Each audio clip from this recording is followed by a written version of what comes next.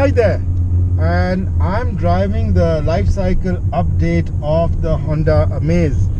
This is the petrol VTEC with the CVT gearbox, the VX model. So this is 9,05,000 ex-showroom in Delhi.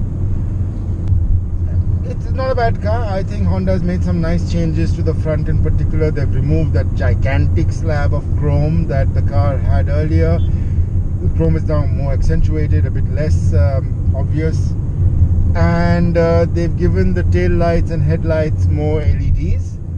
Other than that, no panel changes, which are rare on midlife updates, and your standard changes. I mean, nothing stunning.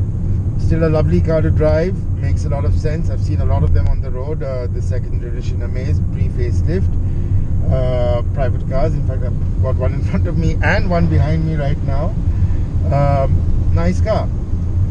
But I want to now talk about the compact or subcompact sedan segment. Now, this was created by I won't call it a loophole, but a lacunae in the excise laws. In 2006, our then Finance Minister P. Chidambaram started giving an excise exemption, or rather lower rate of excise for cars that were below 4 meters in length. So many car makers, starting with Tata Motors got out the Indigo CS, which was a very unique car because that was brought in. It was below 4 meters in length, and everybody else started to follow suit. It took some time. I mean, Hyundai got in the Accent first. Maruti's first Desire actually was more than 4 meters in length. I think the 4 meter rule caught them out. It was a policy decision that actually caught Maruti out, which is rare. But with the second generation Desire, we've seen how they completely dominate this space. And these subcompact sedans, of course, became extremely popular among Uber and Ola drivers and all taxi operators, even though they make little sense, because with CNG, for example, in Delhi, you have no luggage space at the back. Diesel taxis do operate in other parts of India, such as Mumbai. So in Mumbai, it might make some sense. And if you're traveling alone from an airport with a small piece of luggage, it's fine. It's not necessarily the best car to be in if you're going, loaded with luggage to the airport or the railway station, because you need a lot more than just the luggage space you have here. That's why it's not surprising to see some Desires or Accents or Auras and even Amaze with roof storage. Okay, so what happened in the 2000s, which is unique about the Indian market? Now, why was the subcompact sedan a big deal back then? Was, I think, mainly because there was a feeling that Indians, and not just a feeling, there was this belief by automakers that Indians loved having a boot, because after all, the even in luxury cars, what really sold were sedans, and a sedan was a sign of privilege, a sign of having made it. This is also before modern manufacturing techniques had really caught up with SUVs and the SUV body style that is now dominating the landscape. There wasn't really much choice in SUVs back then. I think the only small SUV there was what was the Ford Fusion, which Ford managed to cut a bit of length from and make it below 4 meters. It still didn't do well, which is a tragedy, because I think the Fusion was one of the best cars Ford had in the Indian market.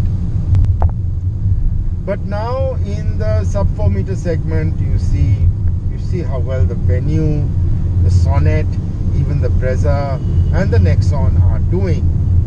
In the subcompact sedan segment, in fact, losing the Ford Aspire is a bit of a bummer, because I think it was the best looking car in this segment.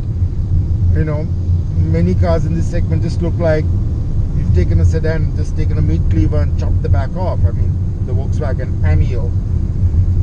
thankfully not with us anymore. And even the second generation Desire just looked force fitted.